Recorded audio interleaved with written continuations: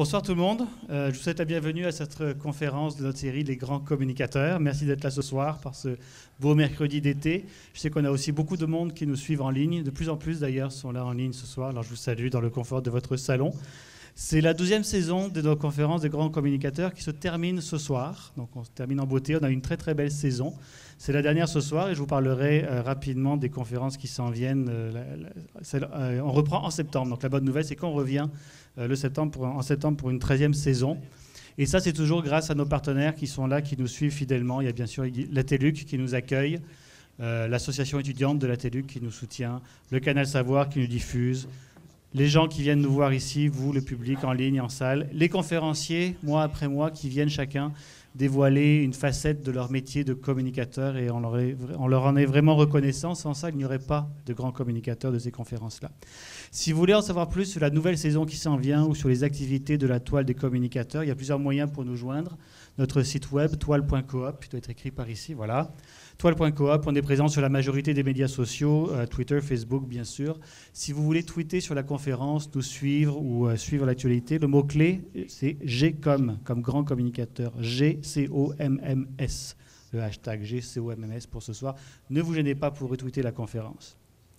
Ce soir, on parlera d'une conférence qui va durer environ 1 heure, et puis il y aura une période de questions après, parce que je pourrai vous passer le micro, vous pourrez poser des questions. En ligne aussi, vous pourrez adresser vos questions à Denis, qui les retransmettra en salle ici. Vous avez aussi eu un petit questionnaire d'évaluation. On aime ça avoir votre avis, que ça soit en bien, en mal, ne vous gênez pas. Vous pouvez aussi en profiter pour inscrire votre adresse de courriel sur ce questionnaire-là, puis vous serez comme ça tenu au courant des activités de la Toile. L'adresse reste chez nous, on la revend à personne, rassurez-vous. Sur notre site web, toile.coop aussi, vous pouvez vous inscrire à notre liste d'envoi. Ce soir, on est là pour parler de la Presse Plus, comment cette application sur une tablette a transformé la manière de voir les journaux. Il y a eu beaucoup de questions quand ça a été lancé. Pourquoi est-ce que c'est gratuit ? Pourquoi est-ce que ce média pourquoi est-ce qu'il serait plus engageant ? C'est quoi l'expérience que ça va donner, etc. Alors pour en parler ce soir, je crois qu'on a le spécialiste en la matière. On est très heureux de l'avoir. Spécialiste des médias, de la publicité, de la recherche, du marketing. Il est à la presse depuis 2002, mais une longue carrière avant ça, comme vice-président, directeur média, que ce soit chez BCP Publicis, Zenith Optimédia. Il a aussi occupé la présidence du Conseil des directeurs médias du Québec. Alors, je lui laisse la parole tout de suite parce que moi, j'ai assez parlé. C'est notre invité ce soir qui compte. Il est directeur principal recherche et marketing à la presse. Alors, notre grand communicateur de ce soir, M. Pierre Arthur. Merci. Merci beaucoup. C'est vraiment très agréable. On a été très honorés de recevoir cette invitation de la part des grands communicateurs de venir partager un peu avec vous ce soir l'histoire de la Presse Plus. On a fêté au mois d'avril 2 années, donc on commence peut-être à être dans une situation où on peut prendre un peu de recul et se poser des questions sur tout le chemin qu'on a accompli. Ce soir, ce que je vais essayer de vous expliquer, c'est de vous démontrer comment on a transformé l'expérience, autant l'expérience de l'information que l'expérience de la publicité. Donc, le parcours que je vous propose en 6 étapes. Premièrement, un peu mettre la table sur pourquoi avoir fait la Presse Plus. Il y a beaucoup de gens qui se demandent pourquoi on a fait ça. Donc, on va regarder un peu les conditions de marché qui existaient aux alentours de 2010-2011. Où est-ce que la presse s'inscrivait dans toute cette turbulence médias qui existaient déjà il y a plusieurs années. Quels ont été les fondements derrière la Presse Plus, telle qu'on la connaît aujourd'hui? Puis ensuite, au lieu de vous faire une démonstration de l'application, je vais vous montrer un certain nombre de choses côté rédactionnel ou information, puis ensuite, en termes de publicité, qui soutiennent notre proposition de transformation. Puis on terminera avec questions-conclusions, puis après ça, évidemment des questions en fonction du temps. Donc on plonge. Pourquoi avoir fait la Presse Plus? La presse n'allait pas si mal, tout compte fait. Pourquoi est-ce que l'entreprise a décidé d'amorcer ce virage? Et puis pour faire ça, j'ai un peu besoin de votre aide. On est en 2005, mais j'ai besoin que vous me disiez, s'il y en a qui le savent, où est-ce qu'on est, qu'est-ce qui se passe, et puis sur cette photo, et est-ce qu'il y a quelque chose qui vous frappe peut-être? Donc, je vous donne 1-2 secondes, peut-être une levée de main. Levée de main, ouais, on n'est pas sûr. OK, on est à Rome, déjà, premier indice. On est à Rome, on est le soir à Rome. Qu'est-ce qui arrive à Rome de temps en temps et qui serait arrivé en 2003 dans une grande institution à rayonnement mondial? Un pape, peut-être? Peut-être l'élection d'un pape. Donc, on est en 2003, on est à Rome, c'est l'élection du pape, et est-ce qu'il y a une chose qui nous frappe dans cette image? Les plus perspicaces seront notés dans le coin inférieur droit la présence d'un téléphone. Hein? Je me permets quand même de souligner ça, c'était assez exceptionnel. Levée de main, est-ce qu'il y a des gens dans la salle qui ont eu ce genre de téléphone? Oui, moi je l'admets. Est-ce qu'on en voit un autre? Si on avait beaucoup de temps, on finirait par en trouver peut-être 2 ou 3 autres téléphones de ce type-là. Donc, c'était ça un peu l'état de la technologie en 2003. En 2005. Qu'est-ce qui est arrivé en 2013 à Rome? Hein? Un autre pape. Alors là, je vais vous demander un gros exercice de projection. Si on regardait une photo similaire, au même moment, dans les mêmes lieux, à quoi est-ce qu'elle pourrait ressembler? Elle ressemblerait à ça. En fait, c'était ça la photo qui a été prise le soir même à Rome, près du Vatican. Et il y a quand même un contraste remarquable en moins de 10 ans, comment tout a changé.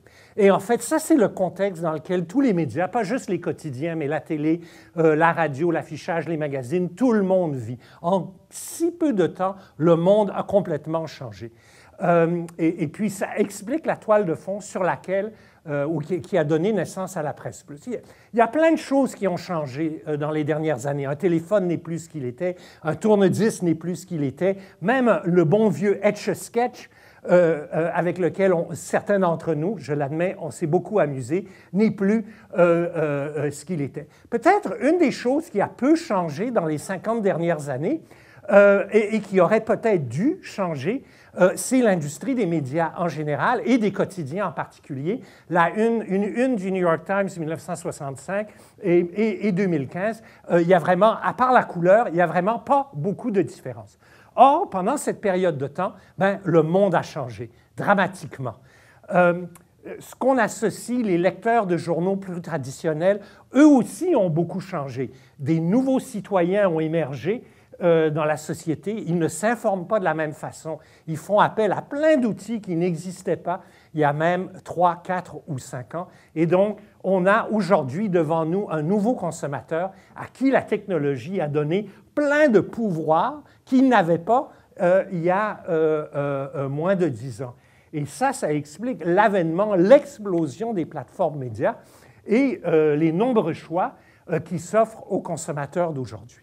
Donc, clairement, le monde a changé, mais peut-être pas les quotidiens, et il était temps que les quotidiens se décident à amorcer un virage vers le changement.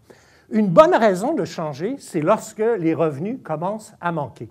Et puis, dans ce tableau, la courbe en bleu, c'est l'augmentation, c'est la croissance de l'âge moyen du lectorat des quotidiens au cours des 25 dernières années, en fait de 1980 à aujourd'hui. Et en rouge, c'est la courbe des revenus, ce sont des données américaines, même tendance au Canada, je peux vous l'assurer. Et on voit que lorsque l'âge moyen du lectorat des quotidiens a franchi le cap de la cinquantaine, eh bien, les revenus se sont écroulés. Pourquoi? Parce que c'est une cible qui est beaucoup moins en demande auprès des annonceurs qui veulent s'adresser principalement à des plus jeunes familles qui construisent leurs habitudes de consommation. Une bonne façon de regarder l'évolution des revenus des quotidiens, c'est de regarder un tableau comme celui-là, encore une fois des chiffres américains, mais la même tendance à quelques années près au Canada. Et ce qu'on voit, c'est en l'espace de quelques années, les revenus publicitaires des quotidiens américains sont passés de 50 milliards à un peu plus de 20 milliards. Le graphique s'arrête en 2011, mais ce serait encore vrai en 2012, 2013. 2014, la situation ne s'améliore pas. Et l'autre chose que ce graphique veut illustrer, c'est le fait que en vert, la part des revenus générés par les sites web des quotidiens n'a jamais remplacé ce que les quotidiens ont perdu sous leur forme traditionnelle papier. Et donc, même si on tire des revenus intéressants de nos activités web, ce ne sera jamais suffisant pour compenser tout ce que l'industrie perd dans son média traditionnel papier. C'est vraiment la conséquence de la transformation du lectorat des quotidiens. Ce que ce graphique montre en haut, ce sont des tranches d'âge, 16-24, 25-34, 35-54 et 55+, et leur évolution au cours des 15 dernières années, de 1998 à 2011. Alors, par exemple, on peut voir que la cohorte des 16-24 est passée d'à peu près 900 000 à 500 000 lecteurs de quotidiens au Canada, une baisse de 45 %. Et vous remarquerez que toutes les cohortes de moins de 50 ans, elles, ont diminué. Et la seule qui a augmenté, c'est la cohorte des lecteurs de plus de 50 ans. Ça, c'est des données qui datent d'il y a quelques années. Aucune surprise, si on les actualisait 2014 ou 2015, on verrait même une amplification de ce phénomène-là. Donc, toutes ces données-là ont amené l'industrie des quotidiens à réaliser le cul-de-sac dans lequel elle se dirigeait lentement et sûrement, et d'où les manchettes d'un grand nombre de publications, y compris des quotidiens, qui annonçaient leur propre mort inévitable.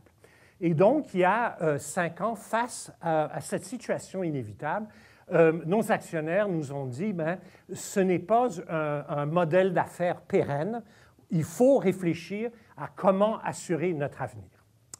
Donc ça, c'est l'état des lieux, l'état du marché. Maintenant, je vais vous parler de l'état de la presse avant de parler de la presse plus.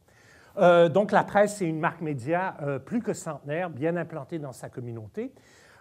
Et c'est une marque qui, parce que Montréal est un des marchés des quotidiens les plus actifs dans le monde. Vous savez, on a 5 quotidiens français, 3 quotidiens anglophones, donc on peut dire 8 quotidiens sur une population de 3 millions et demi d'habitants.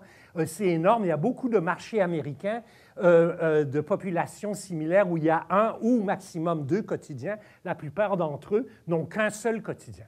Donc, dans la concurrence nous rend tous meilleurs, hein, on n'a pas le choix. Et donc, depuis longtemps, la presse a toujours évolué, s'est toujours transformée. Puis, on pense une bonne façon d'illustrer cette transformation, c'est de voir, par exemple, la veille des Jeux olympiques 2008, la une du New York Times. Bon, le New York Times, ce n'est pas le journal le plus spectaculaire, mais c'est quand même une bonne référence. C'est le quotidien de référence de l'industrie des quotidiens. Alors, le même matin, la une de la presse ressemblait à ça. Donc, clairement, par ça, je vais vous montrer que déjà, l'entreprise avait compris qu'on ne pouvait pas, même en 2008, communiquer comme on le faisait dans les années 50. Et donc, on a fait plein de galeries de photos pendant les Jeux olympiques, plutôt que des pages et des pages et des pages de texte. Donc, déjà, l'entreprise avait profondément dans son ADN cette volonté d'évoluer, d'innover et d'essayer de rester actuelle face à une concurrence vraiment intéressante. Chacun des quotidiens à son créneau fait un excellent job dans son créneau respectif et donc c'est à nous de continuer à améliorer notre produit. Donc, où est-ce qu'on en est autour des années 2010? À peu près 1 800 000 consommateurs, lecteurs à travers l'ensemble des plateformes de la presse. Mais vous remarquerez peut-être combien ces plateformes ne sont pas intégrées les unes dans les autres. Il y en a qui s'appellent Cyberpresse, il y en a qui s'appellent La Presse. Cette cartouche qui est plus que centenaire, qui ne reflète peut-être pas toute la modernité. Ce n'est pas les mêmes nouvelles, ce n'est pas les mêmes codes couleurs. Lorsqu'on fait des recherches, moins de la moitié des gens qui fréquentent notre site Web peuvent l'associer à la marque La Presse. Donc, clairement, des grands enjeux.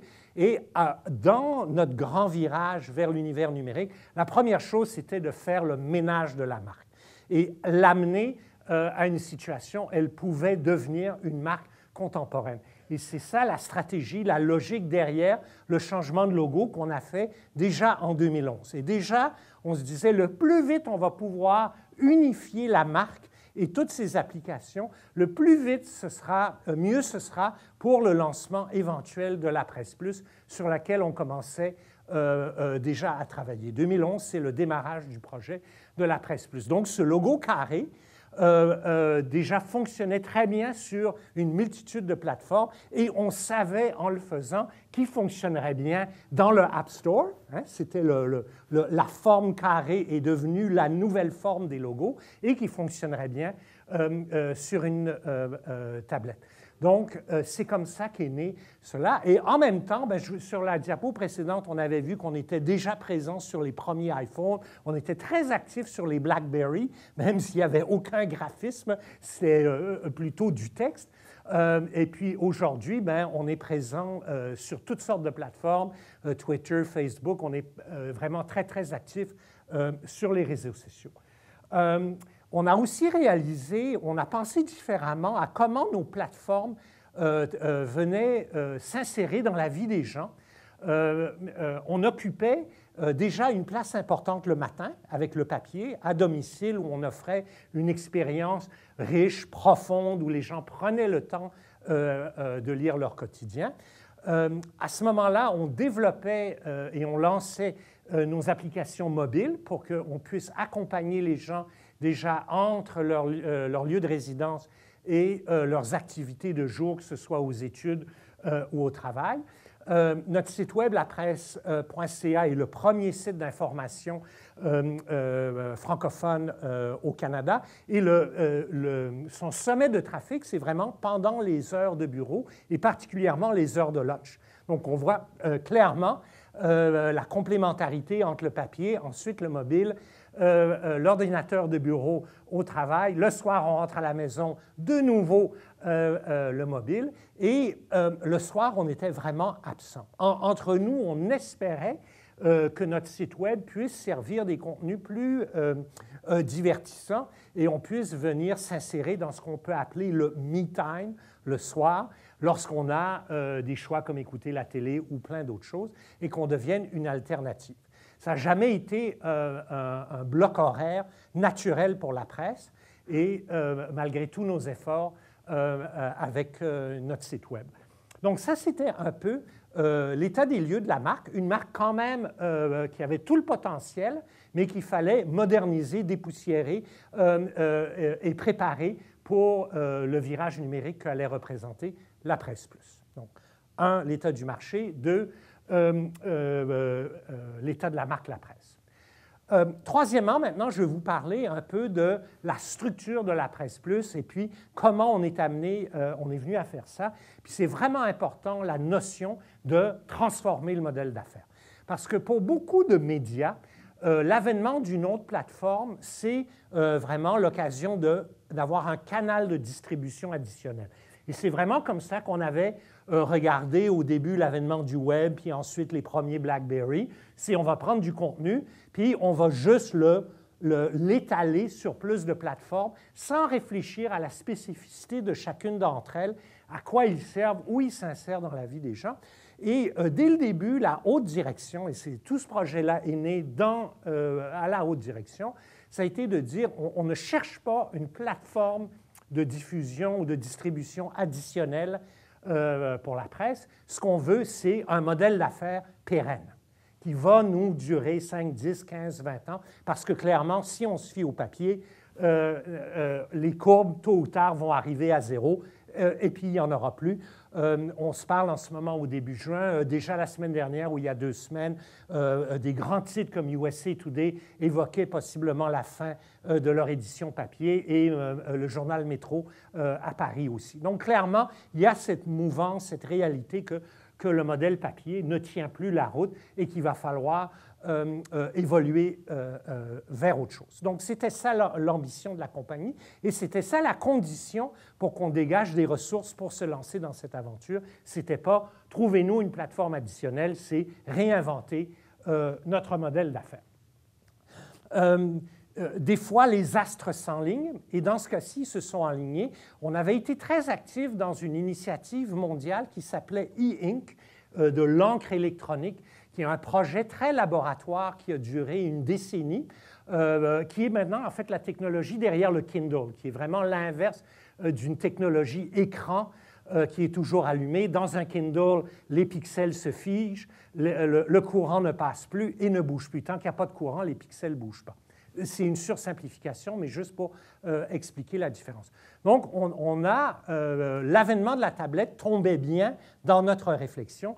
Et ce qu'on a vu très rapidement, c'est tout le potentiel que la tablette aurait pour devenir un média de masse. Et clairement, Apple n'allait pas se lancer dans cette aventure sans avoir de grandes ambitions. Puis chez Apple, le mot important, c'est le mot transformationnel.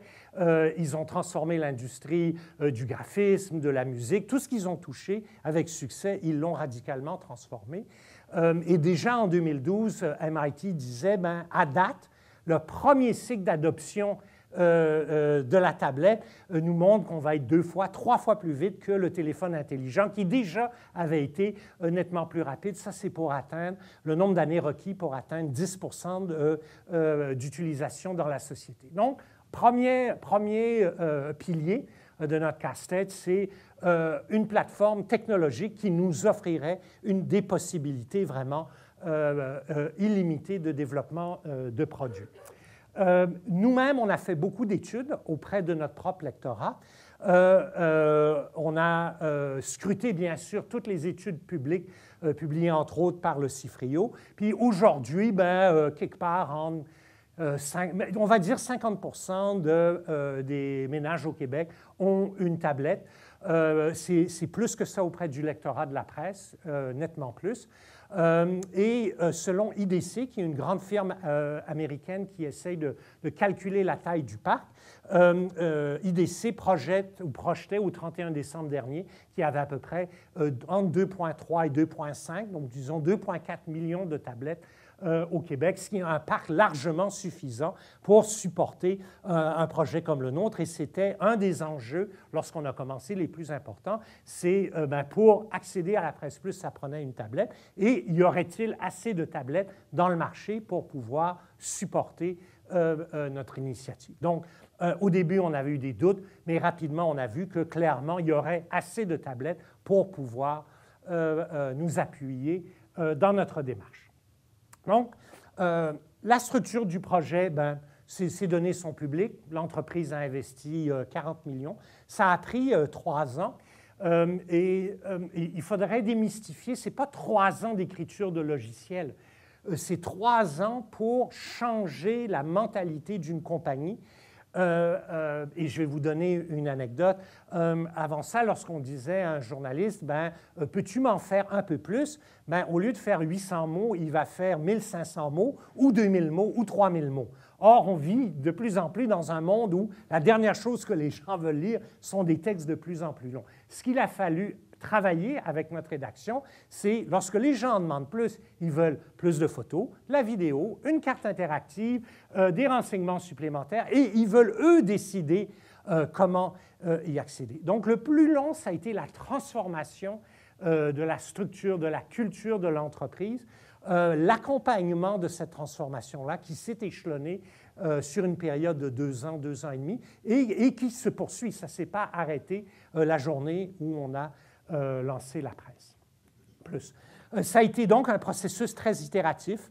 On a essayé des choses, on les a amenées en recherche, on les a testées, on a vu ce qui marchait, ce qui ne marchait pas.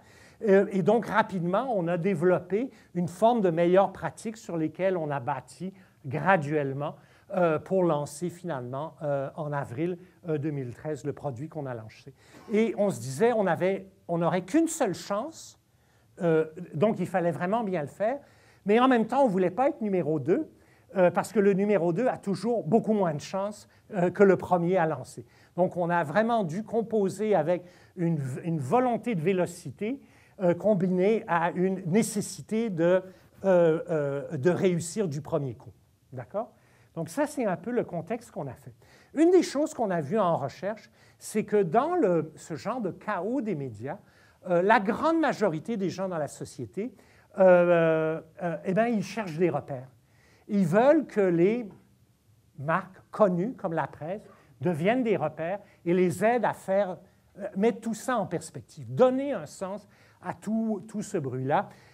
Si vous suivez abondamment la twittosphère, vous êtes probablement qualifiés pour décoder ce qui a de la valeur et ce qui a moins de valeur. Si vous êtes un touriste de la twittosphère, eh bien, ce n'est que du bruit et de plus en plus de bruit. Et qu'est-ce qui est vrai et qu'est-ce qui n'est pas vrai, et qu'est-ce qui est important et qu'est-ce qui n'est pas important. Et ce qu'on voit autant aux États-Unis qu'au Canada, c'est les consommateurs veulent se tourner vers des marques qui vont départager et make sense of chaos. C'était l'expression de David Carr, le fameux journaliste qui couvrait l'univers des médias aux États-Unis pour le New York Times. Donc, notre prémisse, ça a été une feuille de papier blanche, comme cet écran, où on a mis le lecteur au cœur de l'expérience. On s'est dit, avec tout le pouvoir que la technologie lui donne, on ne peut pas décevoir ce lecteur-là. Donc, on a fait beaucoup de travail pour arriver, avec notre feuille de papier blanche, pour arriver à cet énoncé que je vais me permettre de vous lire. Ce qu'on a voulu, c'est mettre le lecteur au cœur, au centre de l'expérience de l'information. Lui donner le contrôle, le laisser choisir ce qu'il veut lire ou pas lire, le guider. Il n'y a rien qui démarre dans l'application sans que le lecteur le demande, que ce soit dans la rédaction ou que ce soit dans la pub. Et ça, il nous semblait être très respectueux des nouvelles volontés des consommateurs d'aujourd'hui. Gardez ça simple, facile, clair, efficace. C'était des mots qui revenaient constamment pour développer en feuille de papier blanche ce qui est devenu aujourd'hui la Presse Plus. C'est vraiment une bonne analogie de ce qu'on essayait de faire. On n'essayait pas de transformer l'ADN de la marque La Presse, mais ce qu'on essayait, c'est de créer une nouvelle expérience de consommation. Et je suis sûr que tout le monde ici s'est déjà battu avec une bouteille de ketchup. Tout le monde ici aurait pu dire à Heinz il y a des années, « Vous savez ce que je fais avec votre bouteille lorsque je la mets dans le frigo? Je la retourne à l'envers.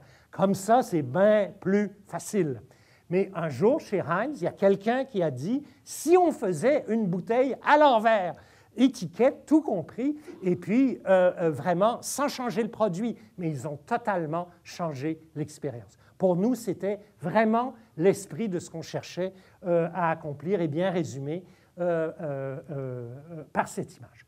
Donc aujourd'hui, qu'est-ce que c'est? C'est vraiment un nouveau média pour une expérience transformationnelle. D'abord, pour le côté information, on se veut être totalement immersif et avec trois mots qui ont animé le développement. D'abord, le respect de la profondeur, de la richesse de notre contenu. Deuxièmement, véhiculer de l'émotion, amener de l'émotion, ce qu'on peut difficilement faire en papier.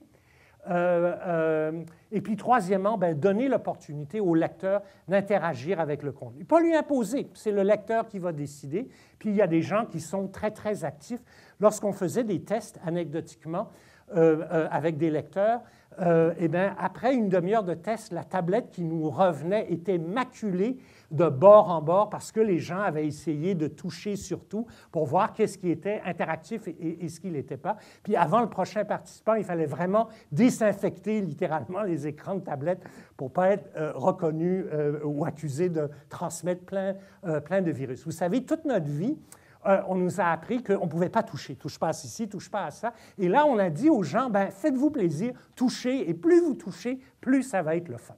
Donc, c'est un peu la prémisse. Et puis, pour la pub, on voulait donner à nos annonceurs un maximum de visibilité, d'interactivité, une capacité de mesurer leur impact et de générer des résultats. Puis, je vais vous expliquer brièvement tout à l'heure comment on a fait toutes ces choses-là.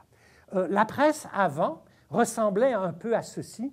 Vraiment la mentalité silo. On a soulevé ça d'une autre présentation, où les journalistes faisaient de la copie du texte de leur côté. De temps en temps, il y avait un peu de photos, un peu de vidéos, mais c'était fait sur un autre étage, dans un autre building, avec une autre pièce. Et puis, des fois, il y avait un designer qui s'impliquait et des robots assemblaient tout ça dans du contenu. Si vous regardez un grand nombre de sites web, un grand nombre d'applications aujourd'hui, elles sont fabriquées par des robots et puis elles ressemblent à ça et à nos yeux, ça livre une expérience qui n'est pas du tout riche, engageante. Ce qu'il a fallu faire, c'est vraiment transformer nos structures et briser la façon dont les gens travaillent. Donc aujourd'hui, on a des journalistes qui écrivent des textes, mais qui dès le début vont demander à la direction un photographe ou un graphiste pour construire une carte interactive ou un vidéaste parce qu'il va avoir une vidéo intéressante à faire. Et donc, nos journalistes sont devenus presque des réalisateurs d'informations. C'est ça la transformation. C'est au lieu de dire, OK, ben là, je vais écrire, ben là, je vais écrire, mais je vais amener de la photo, je vais amener de la vidéo, je vais amener un graphique, je vais amener du data, tout ça dans une nouvelle expérience. Et chaque page dans la Presse Plus est mise en page par un graphiste, donc il y a vraiment une intervention humaine de A à Z dans le processus, et c'est ça qui fait qu'on a pu transmettre l'ADN journalistique de l'univers papier à l'univers tablette. Un de nos enjeux, ça a été vraiment très technologique, et ce n'est vraiment pas mon domaine, mais il faut que je vous explique ça. Au début de notre expérience, on se disait, bien, on va probablement travailler avec des firmes qui ont des logiciels de mise en page, comme ce qu'utilise Wired ou d'autres. Mais ce qu'on a réalisé, c'est que ces outils-là, d'abord, n'étaient pas du tout adaptés à la cadence de production d'un quotidien. On fabrique tous les soirs entre 100 et 150 écrans qui sont tous faits à la main entre 6 heures le soir et minuit. Il y a entre 30 et 50 personnes différentes qui travaillent dans l'édition simultanément. Alors, un des grands fournisseurs d'outils de mise en page tablette nous a dit, bien, nous, on a un merveilleux outil, c'est une personne qui travaille sur un écran à la fois. Bien, on a dit, c'est parfait pour Wired, ils ont 30 jours pour fabriquer un numéro, mais nous, on a 6 heures pour sortir 2 fois, 3 fois, 4 fois le volume d'écran que Wired va avoir. Donc, on n'a pas eu le choix que de développer notre propre technologie pour pouvoir répondre aux besoins du consommateur. Et on l'a fait dans ce sens-là. On n'a pas fait l'inverse en disant voilà ce que la technologie permet et puis on va développer en fonction de ce que la technologie permet. On a fait l'inverse, dit voilà ce que le consommateur nous demande. Maintenant, trouvons les marteaux, les perceuses et ainsi de suite pour pouvoir livrer ce produit-là. Donc, on a développé notre propre technologie et c'est, petite parenthèse, en ce moment, cette technologie qui intéresse des éditeurs de médias ailleurs dans le monde. Ce n'est pas notre modèle d'affaires, c'est quel est l'outil que nous avons littéralement fabriqué pour pouvoir produire tous les jours la Presse Plus. C'est ça qui a vraiment soulevé l'intérêt de nos collègues ailleurs au Canada et dans le monde. Donc, cette technologie, vous ne la trouverez pas chez Adobe ou chez Microsoft parce que c'est nous qui l'avons fabriquée et même il y a un certain nombre de brevets dessus. Je voudrais terminer cette partie sur la Presse Plus en parlant de la question de la gratuité, qui est probablement la dimension la plus controversée auquel on a fait face en amont, avant le lancement, puis ensuite après le lancement. Et encore aujourd'hui, on nous demande, ben, est-ce que c'est une stratégie pour que les gens y goûtent et puis ensuite ça va devenir payant? Je peux vous le dire que la gratuité est irréversible. Ça fait partie du modèle d'affaires et pour ça, on a fait beaucoup de modélisation économétrique pour voir quelles étaient l'élasticité du prix par rapport à l'information. Mais vous vous rappelez la deuxième diapo en bas? Qu'est-ce qui se passe? Eh bien, je vais vous montrer un chiffre, puis vous allez me dire c'est quoi? 82 %. 82 %, c'est le pourcentage des lecteurs de la presse qui étaient en accord avec l'énoncé suivant, fin 2012. Pour survivre, les grands médias n'auront pas le choix de créer des modèles d'affaires qui reposent sur la gratuité de leur contenu. Et les lecteurs de la presse sont plus nantis, scolarisés, on pense ont une relation forte avec notre marque, mais clairement, si même nos propres lecteurs, dans une proportion comme ça, nous disaient « l'avenir est à la gratuité », et ça, c'est sur l'ensemble de notre lectorat. Si on le faisait sur les moins de 50 ans ou les moins de 40 ans, on serait proche de 100 %. Donc, il fallait absolument développer un plan d'affaires qui repose sur la gratuité. Mais la bonne nouvelle de la gratuité, c'est que c'est le prérequis pour une décision de devenir un média de masse. Et notre ambition, ce n'était pas de faire un petit média niché, mais au contraire de faire un média qui serait accessible à tous qui ont une tablette. on s'entend, mais quand même accessible à tous. Comme la télé, ben, non, on ne peut pas écouter la télé si on n'a pas acheté une télé puis si on ne s'est pas abonné au câble ou au satellite. Donc ça, c'est la part du consommateur. Nous, notre part, c'est de fournir un contenu de première qualité et gratuitement. Et donc, on ne voulait pas faire du prix une barrière à l'entrée par rapport à ce produit-là. Ça s'inscrit aussi dans une stratégie de on n'a qu'une seule occasion de laisser une bonne impression. Imaginez, on le lance payant, on a peu de succès, 3 mois après, on le rend gratuit, ça dénature complètement la marque, ça dénature complètement le produit. Donc, dès le début, il fallait que ce produit-là soit accessible à un maximum de consommateurs, et pour le faire, il fallait que ce soit gratuit. D'autres personnes qui analysent notre technologie n'auront peut-être pas le même modèle d'affaires. Puis le modèle, la technologie peut fonctionner dans un environnement payant comme gratuit, ça va être leur décision à eux. Mais la nôtre, c'était d'en faire une application gratuite. Donc maintenant, ce que je vais me permettre, c'est de vous montrer quelques écrans pour parler de l'expérience d'information. Mais avant ça, j'ai besoin de savoir dans la salle, d'abord, qui a une tablette? Combien de gens ont une tablette? Levez la main. Oh, wow! Donc, on est, écoutez, les stats qu'on a, on est probablement entre 50 et 2 tiers. Clairement, dans la salle, c'est quasiment unanime. Est-ce qu'il y a des lecteurs de la presse plus? Levez de main. Oh, donc on est, ben, vous êtes parfaitement normal, donc ça, c'est déjà une bonne chose. Et vous êtes représentatif, dans le fond, du lectorat de la presse qui, de plus en plus, possède des tablettes et utilise maintenant la presse plus. Donc, je vais vous montrer ça rapidement parce que c'est probablement des choses que vous savez déjà. Donc, première chose, l'expérience d'information. Donc, après beaucoup d'essais, on a réalisé que lorsque les gens lisent la presse plus, ils veulent d'abord lire. Et c'est bien d'avoir de la vidéo, c'est bien d'avoir tout ça, mais l'ADN de la marque est encore ancré dans le texte. Et dans un certain nombre de tests où on donnait le choix de quel ingrédient de storytelling nos lecteurs voulaient avoir, la première chose qu'ils voulaient, c'est lire. Parce que lorsqu'on lit, on est en plein contrôle. L'œil va beaucoup plus vite que l'oreille, qu'une vidéo ou que n'importe quoi d'autre. Et donc, le plus efficace, c'est encore d'avoir une photo, un titre clair, un chapeau en gras. On lit le chapeau, on sait si ça nous intéresse ou ça ne nous intéresse pas. Puis ensuite, une structure rédactionnelle. Donc, autant les outils ont changé, le métier de journalisme n'a pas changé. Faire un bon texte, faire une bonne histoire, ça demeure faire une bonne histoire. Bien sûr, on y a rajouté de la vidéo, chose qu'on ne faisait pas avant, parce que ce qu'on a réalisé, ce que nos lecteurs nous ont dit, c'est des fois, on veut le voir. Description d'une partie de hockey, lorsqu'on peut voir les buts, on préfère voir les buts. Nous, on va décider s'ils sont beaux. Ce que le journaliste en pense, c'est son opinion. Moi, je veux voir les buts, puis je veux être celui qui décide si c'était un beau but ou si le but était bon ou pas bon, okay? Ou les punitions. Ou un certain nombre d'événements artistiques, pouvez-vous me montrer un petit clip? Des critiques de disques, est-ce que je peux écouter un petit peu de la musique, puis moi, je vais te dire si j'aime ça ou j'aime pas ça. Puis un livre, est-ce qu'on pourrait avoir un extrait? Et ainsi de suite. Donc, ça, c'est clairement une dimension qui n'existait pas avant.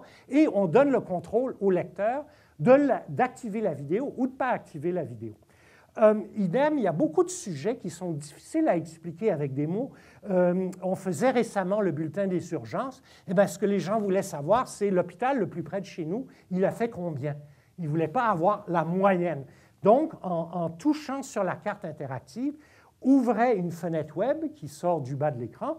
On ne sort pas de l'application. Vous voyez dans le périmètre, on est encore dans l'application. Et là, on pouvait faire défiler jusqu'à ce qu'on trouve un ou des hôpitaux qui sont plus proches de nous. On pouvait le faire sous forme de liste ou sous forme de carte. Ça, c'est vraiment des nouveaux outils de storytelling que cette technologie rendait possible. Idem, la semaine dernière, on a fait quelque chose sur les drones et les circuits des drones.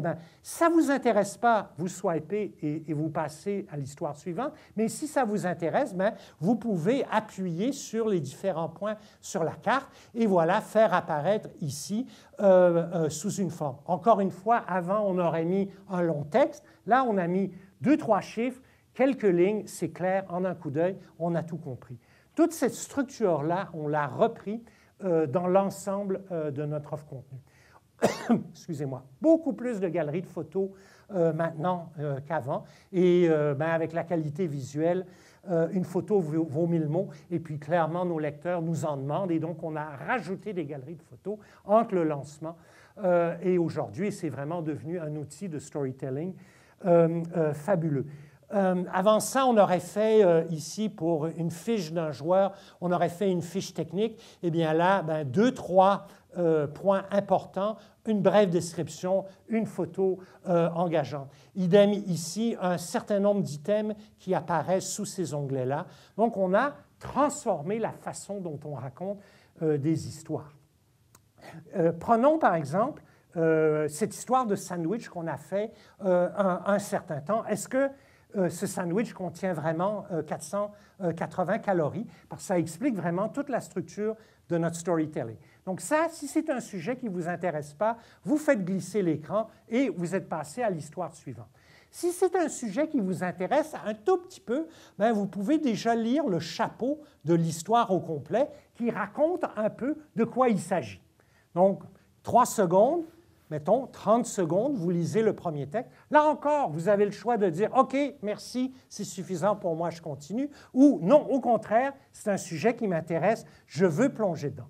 Donc, le premier onglet, et vous voyez le libellé du premier onglet, ces étiquettes plus fiables, et bien là, on va montrer des étiquettes d'un certain nombre de sandwichs ou d'ingrédients, et le lecteur peut choisir, ici c'est du couscous, et bien si ça ne m'intéresse pas, je ne suis pas obligé de regarder l'étiquette du plat de couscous, ou au contraire, ça m'intéresse, eh bien, je peux regarder celui-là et seulement celui-là. Encore une fois, c'est le lecteur qui est au centre.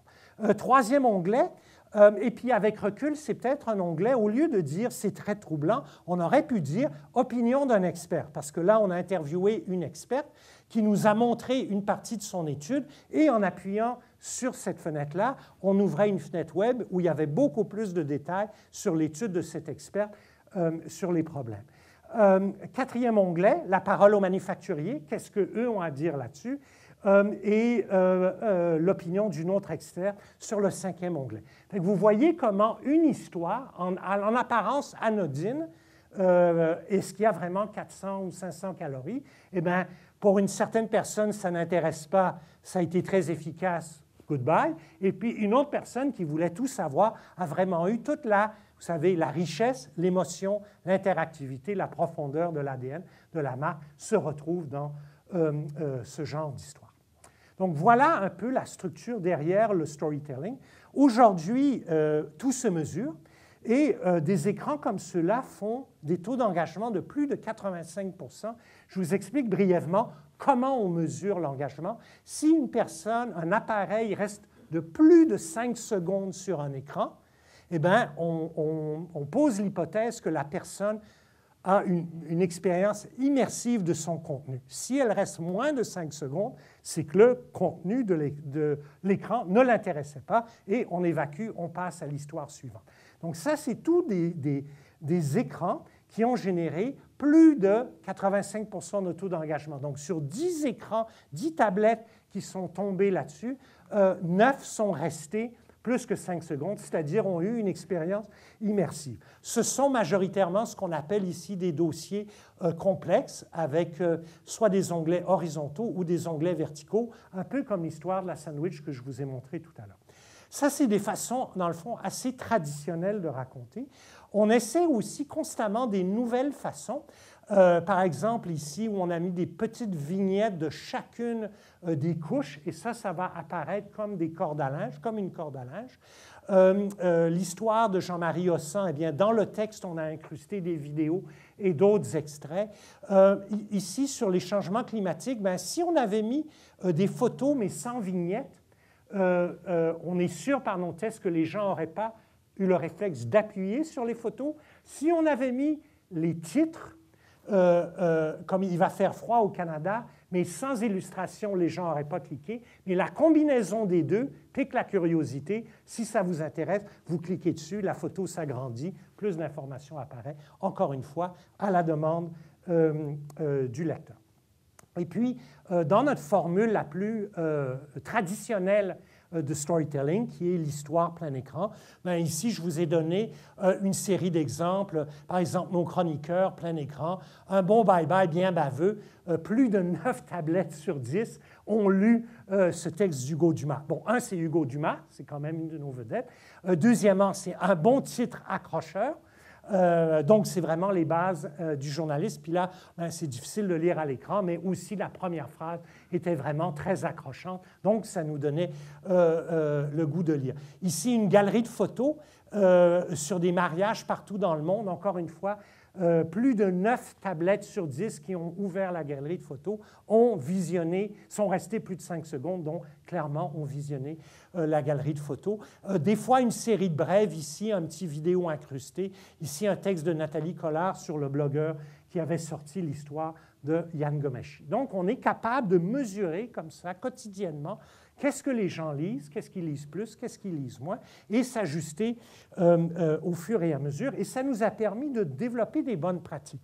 C'est très important, on n'a pas mis le mot des règles, parce que le journaliste, ça demeure un produit créatif, et on ne peut pas enlever des dimensions plus intuitives que tous les communicateurs ont de ce qui va marcher et ce qui ne marchera pas. Mais ayant dit ça, l'expérience nous a appris, par exemple, que lorsqu'on fait un dossier en onglet, le premier chapeau, idéalement, devrait faire 50 mots au moins, parce que plus de 50 mots, les gens s'y perdent, et ainsi de suite. Donc, maintenant, on commence à avoir de l'expérience avec notre propre équipe de rédaction sur comment optimiser, maximiser la lecture de la Presse Plus. Je vais maintenant vous parler de l'expérience publicitaire, parce que c'est vraiment une dimension importante, parce que c'est le seul flux de revenus. En la rendant gratuite, il fallait que, la pub fonctionne pour les annonceurs et que les annonceurs soient prêts à payer pour la publicité sur la tablette. Donc, je vais vous montrer ça. Peut-être petit retour en arrière, un pas en arrière, comment le consommateur se comporte. Eh bien, nous, on l'a simplifié dans ce qu'on appelle un parcours ou un entonnoir, où un consommateur, d'abord, a besoin d'avoir de la notoriété ou de la sensibilisation par rapport à un produit ou un service. Ensuite, dans son parcours qui le mène vers un éventuel achat, il va faire des analyses qui vont l'amener à avoir de la considération ou des formes d'engagement, et plus loin, à poser des gestes, une forme d'action qui est l'achat ou le non-achat. C'est vraiment un modèle de consommation 101, mais qui a traversé la nuit des temps dans l'univers du marketing et de la communication marketing. Donc, des médias comme la télé, les magazines, l'affichage, les quotidiens travaillent très bien au début du parcours ou dans le haut de l'entonnoir, mais évidemment, c'est difficile de mettre un appel à l'action dans un spot TV ou à la radio. On peut diffuser un numéro de téléphone, même chose dans le quotidien. L'Internet, c'est un peu l'inverse. C'est-à-dire que c'est un média qui n'a pas vraiment démontré sa capacité de donner le goût, créer de la notoriété, sensibiliser, mais qui est vraiment très mesurable sur la fin du parcours, qui est « je clique, j'achète ». Et d'ailleurs, l'industrie de l'Internet vit un peu la tyrannie du clic parce que sa performance est évaluée uniquement sur le dernier geste posé et non pas sur l'ensemble du parcours consommateur. Nous, on pense qu'avec la Presse Plus, on a vraiment le premier média qui va du début jusqu'à la fin. C'est-à-dire on a la capacité, par le graphisme, de générer de la notoriété, créer de l'intérêt, de l'engagement, de l'engouement, et ensuite, parce qu'on est connecté, parce que c'est numérique, d'amener les consommateurs jusqu'à l'acte d'achat. Pour démontrer ça, parce que 2 ans avant le lancement ou 1 an avant le lancement, nous, on pouvait penser ça, mais bon nombre d'annonceurs demeuraient quand même sceptiques. Donc, on a collaboré avec l'Université de Montréal, HEC, à qui on a demandé de nous aider à démontrer la valeur potentielle que ça représenterait. Je vous fais jouer une petite vidéo d'1 minute.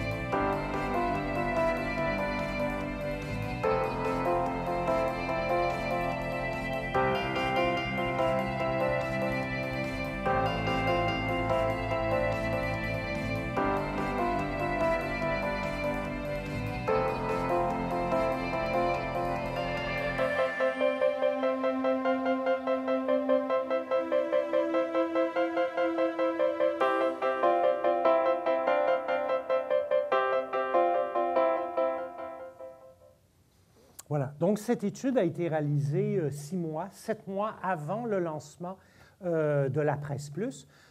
Et c'est avec cette étude qu'on a pu obtenir l'appui de la communauté publicitaire. Ce qu'on a pu démontrer en utilisant ces heat maps, les cartes de chaleur, c'est où allaient les yeux des lecteurs. Ce n'était pas une mesure objective, c'était totalement subjectif, mesuré par la technologie que vous avez vue. Le point rouge qu'on voyait à l'écran, c'était le mouvement des yeux.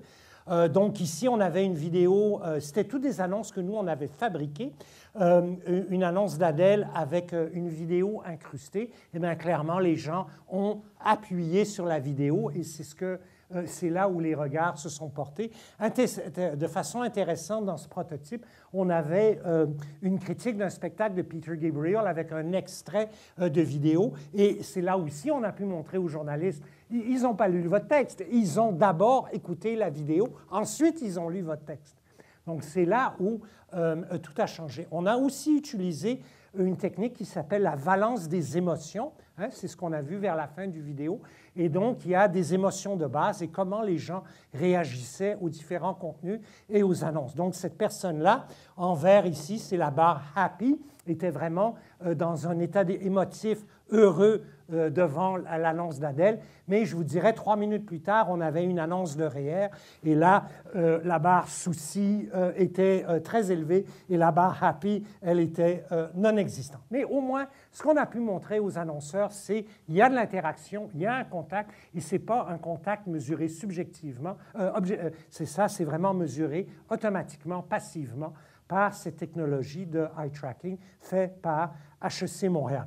On a pu montrer, par exemple, le potentiel de rappel augmente avec la taille de l'annonce. Donc, pourquoi prendre des grandes annonces? Mais ce qui impacte le plus le potentiel, c'est s'il n'y a aucune interactivité ou s'il y a une activité simple ou, comme dans l'annonce d'Adèle, il y a des interactivités multiples, eh bien, on peut tripler le temps d'engagement.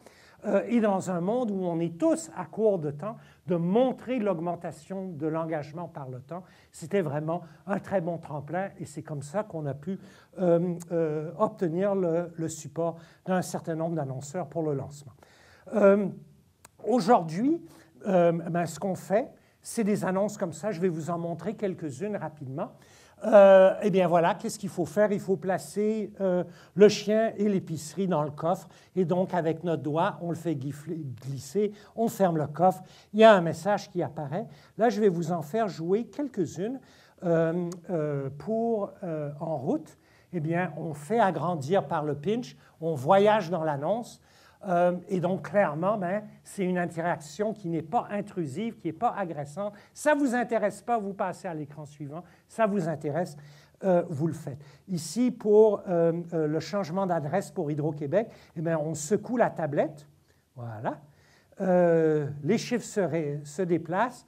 Apparaît un autre écran. Ça nous donne l'occasion de changer notre adresse en ligne. On demande au consommateur, voulez-vous vraiment aller sur ce site web? Bien sûr que je veux. Et voilà, on peut faire le changement d'adresse directement en ligne. Donc, ça, encore une fois, ça ne vous intéresse pas, vous sautez par-dessus. Ça vous interpelle, vous le faites. Gamification, un mot très, très à la mode, particulièrement chez les millénials. Eh bien voilà, on joue, on essaye de scorer un but. Et puis, c'est incrusté à même une publicité pour Kia. En haut à gauche, eh bien, cet annonceur lançait un nouveau menu, une nouvelle boîte bento. Eh bien, on prend les éléments et on les glisse. Donc, on peut faire de la notoriété, on crée de l'intérêt, on crée de l'engagement. À droite, pour Chrysler, eh bien, ce qu'on peut faire, c'est on peut faire tourner l'auto. Donc, comme un carrousel, un 360 degrés, on peut voir l'auto sur toutes ses coutures. Ici, pour cet opticien, eh bien, lorsque on démarre l'interaction, d'abord, toutes les lunettes se replacent parce que c'était comme un casse-tête. Et encore une fois, c'est un peu comme un carrousel où on peut mettre plusieurs items avec leur prix et leurs produits. Simon, eux, ont réussi à tirer le maximum du potentiel. Vous allez voir plusieurs des choses qu'ils ont fait. Bien sûr, on appuie sur un plus, donc on a le prix de l'item. Ils ont mis plusieurs items dans leur marge de droite, même principe toujours. Et eux ont même j'attends la vidéo, voilà, ont même rajouté une vidéo dans leur annonce qui met en scène leur collection. Donc ça, on est loin du potentiel qu'offre le média imprimé lorsqu'on est rendu là. Et c'est là où on est rendu aujourd'hui avec nos annonceurs et pourquoi l'avenir s'annonce vraiment très intéressant. À tous nos annonceurs, on leur offre des rapports de diffusion. Donc, vous savez qu'on vit au niveau de la pub dans un monde de plus en plus mesurable et aucun ne l'est comme la Presse Plus. Donc, on a repris ici notre structure d'entonnoir que je vous ai montré tout à l'heure.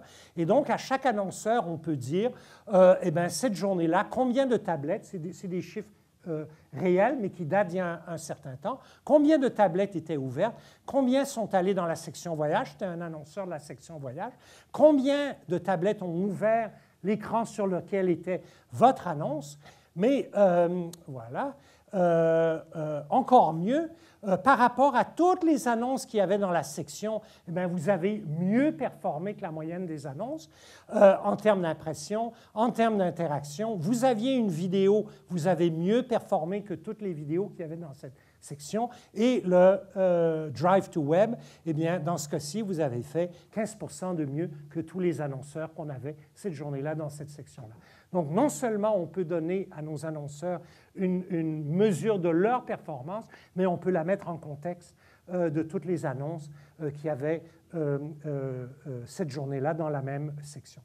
La pub, il faut la traiter délicatement, il ne faut pas qu'elle nuise à l'expérience, mais clairement, on a fait beaucoup d'efforts pour s'assurer qu'elle s'insère bien dans l'expérience que le consommateur en fait. Et pourquoi ils apprécient la pub? Ben, le côté ludique, le côté défilement, l'accès au web ou les vidéos, mais que toujours eux peuvent démarrer quand ça leur convient. Si ça ne leur convient pas, on passe à l'écran suivant. Donc, peut-être maintenant, ce que je peux faire, c'est ramasser tout ça peut-être dans quelques notions sur la Presse Plus. Donc, on était parti de cette horloge. Et puis, aujourd'hui, on peut dire qu'on a clairement réussi à s'insérer dans le rituel du matin à la maison avec des bons temps de consommation. Évidemment, la Presse Plus ne cherche pas à remplacer le mobile, le bureau. Les gens n'ont pas leur tablette avec eux au bureau. Et en ce moment, ben, on travaille à essayer d'insérer la Presse Plus dans les rituels de soirée où clairement des contenus plus soft, plus intemporels ont clairement leur place. D'ailleurs, dans nos études, ce qu'on voit, c'est à peu près les 2/3 de la consommation se fait seulement le matin, le quart se fait seulement le soir, et à peu près 8% des gens nous disent ben, autant le matin que le soir. Donc, on a à peu près, grosso modo, 75% de nos utilisateurs qui l'utilisent le matin et le tiers qui l'utilisent le soir. C'est énorme pour une marque qui était totalement absente de ce bloc horaire de soirée. Et lorsqu'on pense à notre avenir, eh bien, il y a certainement beaucoup d'opportunités qui vont s'offrir en soirée dans les années à venir. Aujourd'hui, on estime qu'on rejoint à peu près 450 000 personnes au Québec différentes chaque semaine avec la Presse Plus. Et ces gens-là ont vraiment un profil de qualité pour nos annonceurs, assez équilibré hommes-femmes. Nettement 25-54, qui est le cœur des cibles désirées, le plus désiré par les annonceurs. On avait un objectif de rajeunir le lectorat par rapport à la presse papier. Donc, clairement, on est en train de faire ça. Pour l'intérêt des annonceurs, il faut la capacité de consommer avec presque la moitié des lecteurs dans des foyers qui gagnent plus de 100 000 $. On est nettement au-dessus de la moyenne. C'est ce que ces indices indiquent. 25% plus 25-54 que la moyenne de la population, plus scolarisée et avec un pouvoir d'achat plus grand. Donc ça met, peut-être je terminerai sur 2-3 observations, 2-3 leçons. La première chose, c'est on est parti, on n'a pas cherché à tout faire avec la Presse Plus, on est parti du consommateur, on a essayé de comprendre où il était rendu et qu'est-ce qu'il fallait fabriquer pour qu'il puisse, en échange, nous donner à nous et à nos annonceurs ce qui est le plus précieux, c'est son attention, son engagement et son temps. Je pense qu'aujourd'hui, on peut dire, nos chiffres et notre fréquentation disent qu'on a réussi. Certainement, la reconnaissance que les milieux ont donnée à la Presse Plus depuis 2 ans aussi, bien sûr dans l'industrie du marketing, mais je vous dirais dans l'industrie du journalisme au Canada comme à l'étranger, dans l'univers de la technologie aussi. La technologie de la Presse Plus a été primée ici comme ailleurs. Et c'est ça qui a amené ou déclenché tout l'intérêt que représente notre plateforme technologique ailleurs au Canada. Vous savez probablement qu'on a maintenant une entente avec le Toronto Star qui vise à lancer à l'automne 2015 une application qui sera totalement basée sur Net Technology, qui devrait s'appeler Star Touch. Mais ce ne sera pas la presse, ça va être le Star, leur ADN, leurs journalistes, et on est en train de travailler sur la mise en place de cet outil-là pour eux. D'autres maisons d'édition ailleurs dans le monde se sont montrées intéressées et on verra bien qu'est-ce qui va arriver avec ça. Donc ça fait, je pense, le tour de la question. Pourquoi la Presse Plus? Qu'est-ce que c'est? En quoi cette promesse est-elle transformationnelle? Et puis, qu'est-ce qu'on a livré aujourd'hui comme résultat? Si le temps le permet, ça va me faire plaisir de répondre à des questions. Merci beaucoup.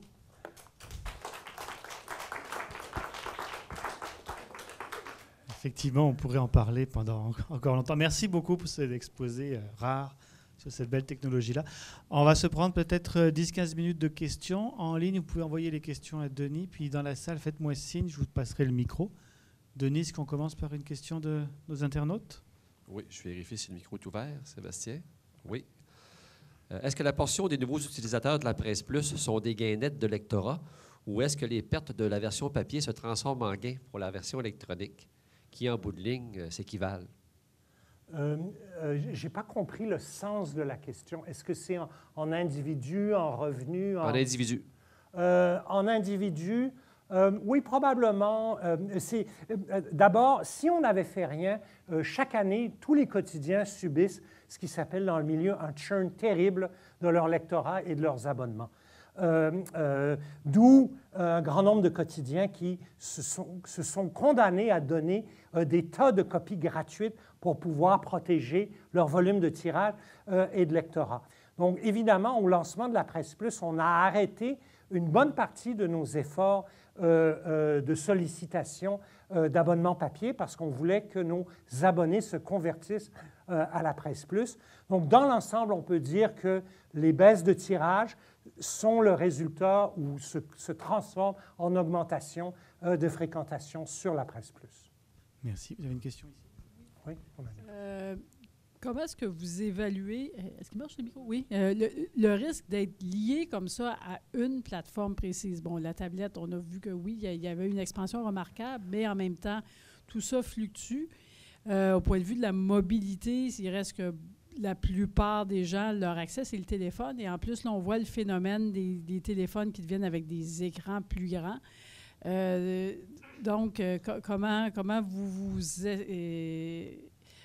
jusqu'à quel point vous êtes lié comme ça à une technologie précise et comment vous voyez peut-être des fluctuations à cet égard-là? Comment ça pourrait vous affecter? Oui, bien, en fait, première observation, il y a 3 ans, on n'était pas du tout attaché à la technologie tablette jusqu'à ce qu'elle devienne un média de masse. Deuxièmement, on reste à l'affût de tout ce qui se développe, de tout ce qui se fait. Et si des nouvelles formes, des nouveaux standards émergent dans les années à venir, ben la presse y sera, puis elle y sera de façon très complète ou très totale pour profiter des capacités de chacune de ces technologies. C'est sûr qu'un écran de téléphone ne me permet pas de livrer la même expérience immersive qu'une tablette de 7 pouces ou plus. Et ça, c'est vraiment un enjeu pour nous, mais pour tout le monde, tous les quotidiens, tous ceux qui ont développé des tablettes et qui cherchent de l'engagement, des contenus tablettes et qui cherchent de l'engagement, ne peuvent pas transférer cet engagement dans un téléphone dont le mode d'utilisation est complètement différent. Parce qu'on peut ouvrir sa tablette pour 1 heure, mais le téléphone, on va l'ouvrir 2 minutes ici, 5 minutes là. On est en mode bouché plutôt qu'en mode expérience immersive. Mais la question, c'est est-ce qu'on est à l'affût des nouveautés 100%? Si ces nouveautés-là décollent, c'est sûr qu'on va décoller. Bonjour. Pour les médias traditionnels, par exemple, une entreprise peut faire une publicité, puis elle va être diffusée sur plusieurs chaînes. Puis là, par exemple, pour les publicités interactives, les publicités sont très complexes. Est-ce que les entreprises sont réticentes à investir pour faire une publicité qui va être diffusée sur une seule plateforme? Ça a été vraiment un enjeu au tout début, parce qu'on n'avait aucune masse critique. Hein. Au début, on avait peu de tablettes. Et on avait des spécifications très claires sur ce qu'on voulait ou on ne voulait pas comme matériel. Aujourd'hui, c'est beaucoup moins vrai. D'abord, toutes les pubs sont développées, pour être techniques, dans un langage qui s'appelle HTML5, qui est vraiment très facile à utiliser. Nous-mêmes, on a développé une trentaine d'interactions, de modèles d'interaction différents qui sont disponibles gratuitement pour n'importe quel annonceur. Comme le carrousel de l'auto, eh bien, si vous allez sur notre site web pour annonceurs, vous allez pouvoir télécharger le code et les instructions. Donc, prenez 5 photos, idéalement de telle dimension ou tel pixel, collez-les de telle façon et en 10 minutes, vous avez monté votre carrousel. Donc, on a éliminé ces barrières à l'entrée en rendant ça de plus en plus facile. L'avènement du Toronto Star va beaucoup nous aider parce que des annonceurs nationaux qui ont déjà développé du matériel pour nous vont pouvoir l'utiliser également avec le Toronto Star et éventuellement l'inverse sera aussi vrai pour nous. Donc ça a été un enjeu au début, mais ce l'est beaucoup moins maintenant. Attendez, oui, attendez le micro. Par exemple, vous dites que une entreprise peut faire une publicité en 10 minutes, mais par exemple, les publicités qu'on voyait beaucoup, c'était les publicités très complexes. Est-ce que la plupart des publicités sont très complexes ou c'est des publicités faites en 10 minutes? Je questionnerais le mot « complexe ». Vraiment, avec HTML5 et les codes qu'on a donnés aux annonceurs, le mot « complexe » a changé complètement. Ça ne veut pas dire que c'est... il y a longtemps, on prenait un dessin du Scotch tape et puis on faisait un Velox et puis c'était imprimé. Donc, c'est nettement plus complexe que ça. Mais tout le monde numérique est devenu comme ça. Faire une bannière web animée, ça prend quelques heures de travail. Monter une annonce qui fait appel à plusieurs technologies dans la presse plus, ce n'est pas plus compliqué que de monter une bannière animée aujourd'hui. Oui. Est-ce qu'il y a une date butoir d'arrêt pour la presse papier? Et dans la même question, est-ce qu'également, vous avez l'intention de garder la presse du samedi? Nos actionnaires ont déclaré que le modèle papier aurait à un moment une fin. Ce qu'ils n'ont pas dit, c'est quand et comment ça se ferait, parce que dans une large mesure, ce n'est pas nous qui allons décider, ce sont nos lecteurs. C'est l'érosion graduelle du tirage. Cette érosion, elle est autant le résultat de l'érosion naturelle, le churn, que de la migration de lecteurs papier vers l'application tablette. Donc, oui, c'est inévitable qu'un jour, il n'y aura plus de papier, mais est-ce qu'on est capable, est-ce qu'on sait quand ça va arriver? La réponse est non, absolument pas. Pas plus que la semaine ou le samedi. C'est vraiment les consommateurs qui vont nous donner ça. Oui. Est-ce que vos dirigeants sont satisfaits de la progression de vos revenus publicitaires provenant de la presse plus? Et est-ce que ça répond à vos attentes, aux projections qui étaient espérées par vos dirigeants? Oui, je pense que je peux dire oui. Vous savez, on vit dans un monde beaucoup plus complexe. L'industrie de la publicité s'est énormément complexifiée dans les 5 dernières années, entre le moment où on a démarré ce projet-là et là où on est rendu aujourd'hui. On est en ce moment au printemps 2015. Tous les états financiers des entreprises médias canadiennes qui sont publiés montrent des pertes de revenus, des érosions et ainsi de suite. Ce que je peux vous dire, c'est que l'entreprise est vraiment très satisfaite de la progression des revenus de la presse plus, qui correspond aussi à la progression de son adoption dans la société. Et c'est clair que sans ça, on n'aurait pas connu les progressions de revenus qu'on connaît actuellement. Vous avez une question ici? On sait que la salle des nouvelles a changé beaucoup, là, la presse. Vous avez même changé d'étage. Oui. J'imagine que toute cette nouvelle technologie, cette façon de faire, on a les jeunes journalistes qui rentrent, sont peut-être un peu plus émoulus, en tout cas plus prêts à le faire. Mais est-ce que les écoles de journalisme et le journalisme en tant que tel va évoluer aussi rapidement pour s'adapter à ce genre? Est-ce que vous avez assez de nouvelles recrues qui sont capables de... Parce que je vois qu'il y a même des reportages maintenant dans la Presse Plus. Là. Il y a des gens qui font carrément un reportage comme si on l'avait à la télévision. Je ne sais pas quoi répondre à votre question parce que je ne suis pas journaliste. Je ne suis pas journaliste de formation. Je travaille avec beaucoup de journalistes, mais je ne peux pas vous dire... qu'est-ce qui vient des écoles de journalisme et qu'est-ce qui est venu de leur propre talent à s'adapter à tout ce nouveau potentiel-là. Donc, je ne sais pas si les écoles ont pris le virage et ont su s'adapter à ce que sera l'avenir du journalisme. Je suis incapable de répondre à cette question. Désolé. Sur les expériences web et applicatives, on parle beaucoup de personnalisation du contenu, notamment à travers une meilleure connaissance de nos clients. Quelle est la position de la Presse Plus sur ce point-là? Elle est pas mal à l'encontre de ce qui se fait partout en ce moment. Dès le début, on a pris la décision de ne pas demander à nos utilisateurs beaucoup d'informations. Si vous êtes abonné à la Presse Plus et vous avez accepté de partager, en fait, la seule information qu'on vous demande, c'est votre code postal et votre année de naissance. L'année de naissance, ça ne changera jamais. Le code postal, ça peut changer. Et dans cette période où les gens sont de plus en plus soucieux de leur information personnelle, on a pris le pari de ne pas s'immiscer là où on n'avait pas d'affaires à être, c'est-à-dire dans la vie privée des gens et de qu'est-ce qu'ils font avec notre contenu. C'est pour ça qu'on n'a pas développé d'outils de personnalisation.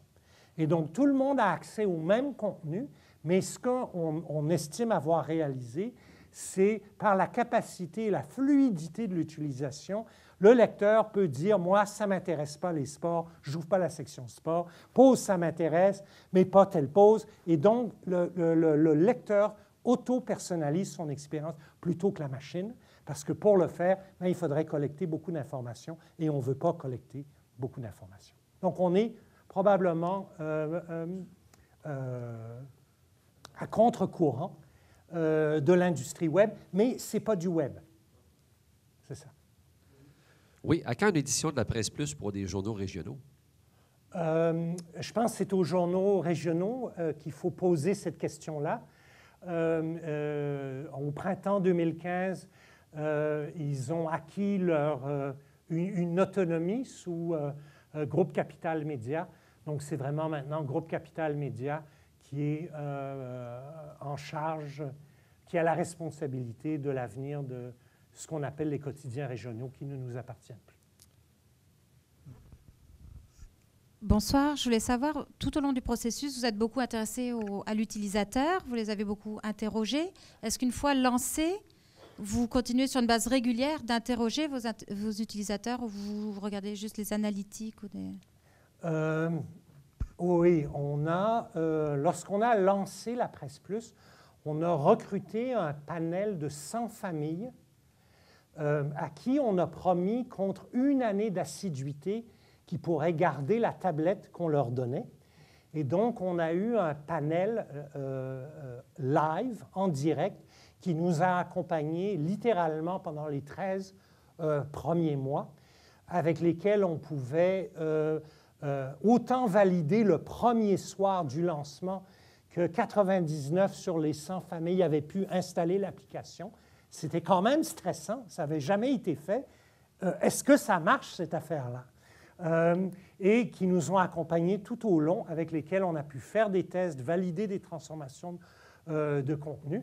Et on n'hésite pas à faire soit des sondages, donc des tests plutôt quantitatifs, ou des groupes de discussion ou des tests utilisateurs qui sont vraiment en petits groupes pour faire du qualitatif. Donc, c'est un peu comme Google est une compagnie en mode bêta, bien, la Presse Plus est aussi en mode bêta. On est constamment à la recherche des prochaines améliorations. Moi, j'ai été un peu surpris quand vous avez dit que c'était des graphistes qui montaient les écrans dans la Presse Plus. Parce que traditionnellement, du côté papier, c'était un chef de pupitre qui montait la page, qui révisait le titre, qui assurait une certaine qualité de l'article aussi dans la version papier. Là, je me dis, dans la Presse Plus, est-ce que le chef de pupitre il a encore un rôle en quelque part là-dedans? Oui, tout à fait. Ne me tenez pas rigueur de chacun des mots, particulièrement dans des domaines qui ne sont pas les miens, comme celui du journalisme. Il y a encore plein de pupitreurs où ce sont des graphistes qui pratiquent ce métier-là, qui ont été formés et ainsi de suite. Le journaliste est jamais loin. Un chef de division est jamais loin, un chef de section et ainsi de suite. Donc, si votre préoccupation, c'est le contrôle de qualité, eh bien, regardez ce qu'on fait dans la Presse Plus depuis 2 ans. Et puis, on ne pense pas qu'on a dénaturé notre ADN ou qu'on a dérapé. Donc, c'est peut-être une question de vocabulaire de ma part, plus que d'autres choses. Alors, le temps presse, on a encore peut-être 2 questions en ligne ou dans la salle. Oui. Qu'en est-il du créneau de soirée? Pourrait-on y dédier des contenus spécifiques, un peu comme un bulletin de 22 heures, par exemple? On est encore très loin de ça. En fait, le bulletin de 22 heures est fini. Il n'y a pas d'avenir pour le bulletin de 21h, 22h, 23h, parce qu'on sait tous les nouvelles qu'il y a. Et puis, ce bulletin traditionnel, vous savez, je vous montrais le New York Times il y a 50 ans. Aujourd'hui, bien, le bulletin de 22 heures, c'est la même chose. On ouvre la télé, on sait qu'on va entendre entre 5 et 15 topos. On ne sait pas dans quel ordre, on ne sait pas quelle longueur. Moi, je ne veux pas entendre le 2e, je veux entendre le 5e, mais je ne veux pas rester 15 minutes. Puis pourquoi attendre à 10 heures? Parce que la nouvelle s'est produite à 3 heures. Donc, pourquoi est-ce que l'écoute des bulletins de nouvelles télé traditionnels est en chute libre? Pourquoi le lectorat des quotidiens traditionnels est en chute libre? C'est pour toutes ces raisons-là. Donc, il faut se transformer pour voir comment les gens maintenant consomment de l'information. Ceci dit, ça ne veut pas dire qu'il ne faut pas imaginer des rendez-vous. Puis il y a un rendez-vous à créer en soirée, mais je ne peux pas vous en dire plus que ça pour le moment. On réfléchit à quelle forme, quelle structure doit prendre ce rendez-vous-là, avec des contenus plus intemporels. Ce qu'on voit, c'est des sections comme Pause Art. Il y a une bonne consultation maintenant en soirée, parce que si on n'a pas lu le Pause Famille le lundi matin, ce n'est pas grave. Le contenu est encore totalement d'actualité le soir, ou même le lendemain. Donc, on voit se développer des nouveaux modes de consommation qui n'existaient pas dans la presse papier, ou s'ils existaient, on était incapable de les mesurer. Là, on peut les mesurer. Une dernière. Est-ce que le ratio d'articles d'information versus articles d'opinion, on parle d'éditorial, de chronique, là, a changé avec l'avènement de la Presse Plus? Je ne penserais pas. Non. Réponse brève. On va terminer par 2 questions en salle. Je pense qu'il y en a une. Parmi les médias de masse sur Internet, il y a beaucoup de contenu des utilisateurs. Puis aussi, par exemple, sur le site de Radio-Canada, il y en a beaucoup aussi des commentaires. Est-ce que vous pensez qu'il y a un avenir pour le contenu des utilisateurs à la presse? Je ne peux pas répondre à la question. Je ne sais pas. Je vous dirais, on a tellement de choses à faire avec la Presse Plus. Dans le jargon de l'univers numérique, on appelle ça le backlog. Si vous voulez, le stationnement de toutes les choses qu'on veut faire, qu'on n'a pas commencé à faire. On en a pour 3 ans, pour 5 ans. Donc, ça ne veut pas dire qu'on ne se posera pas cette question-là, mais en ce moment, on est déjà débordé avec ce qu'on voudrait faire avec l'application qu'on ne peut pas faire encore. Alors, pour conclure, je pense qu'on a une dernière question ici. Oui. Peut-être un clin d'œil sur le fait que, ce midi encore, je dînais avec quelqu'un qui ne dort pas la nuit. Mm-hmm. Et pour qui, donc, l'arrivée de la Presse Plus, si je ne me trompe pas, à partir de 3 heures le matin, devient donc, en quelque sorte, le compagnon de nuit. Uh-huh. Est-ce qu'il n'y a pas une place, donc, pour enrichir davantage encore le contenu de nuit, un peu comme Fabi, à 98.5 entretient les auditeurs? Oui. Bien, je vous dirais, c'est vraiment la même réponse que l'autre question qui a été posée sur l'horloge. Je vous ai montré un graphique, mais je n'ai pas montré la nuit. On a montré le soir comme étant une extension du jour, mais probablement dans 5 ans, ce graphique-là, il ne tiendra plus la route parce que tout aura changé, tout aura évolué. En ce moment, on publie quelque part entre 1h30 et 5 heures le matin. Quelquefois, on s'est rendu pour des problèmes technologiques jusqu'à 5 heures le matin, mais on n'a jamais manqué notre 5 heures du matin. La promesse consommateur, c'était 5h30. Et très souvent, vers minuit et demi, 1h, l'édition est déjà dans le kiosque du Apple Store. C'est déjà, on touche du bois, un petit miracle qu'on réussit à faire tous les jours. Et oui, peut-être un jour, il y aura une édition de nuit, mais on n'est pas encore rendu là. Alors, je pense que ça conclut notre intervention. Merci beaucoup. Ben, merci à vous. Voilà, on ne lira plus la Presse Plus de la même façon maintenant qu'on sait. 30 secondes avant de vous laisser partir, n'oubliez pas votre petit questionnaire. Vous pouvez le laisser sur la table qui est à la sortie. En ligne, Denis vous a expliqué comment le recevoir. Pour être tenu au courant de la nouvelle saison qui s'en vient, toile.coop, on est sur Twitter, sur Facebook. Le 30 septembre, la prochaine saison recommence, puis je vous le dis, c'est la première fois qu'on l'annonce. Le 30 septembre, ça recommence, ce sera M. Stéphane Parent qui va être là. M. Stéphane Parent, il est PDG de la compagnie Concierge Marketing et ce sujet sera les commandites. Alors c'est un rendez-vous. Bon été d'ici là, merci.